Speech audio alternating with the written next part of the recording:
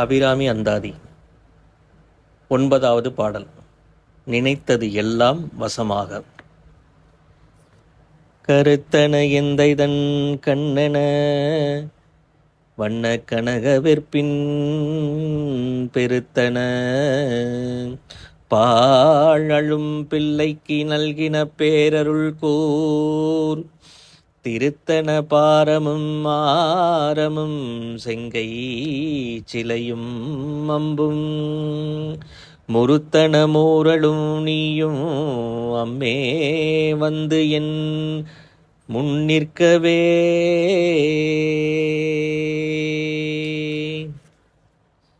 பாடலின் பொருள். அபிராமி அன்னையே, என் தந்தை சிவபெருமானின் கருத்தில் கண்ணென இருப்பவள் நீ.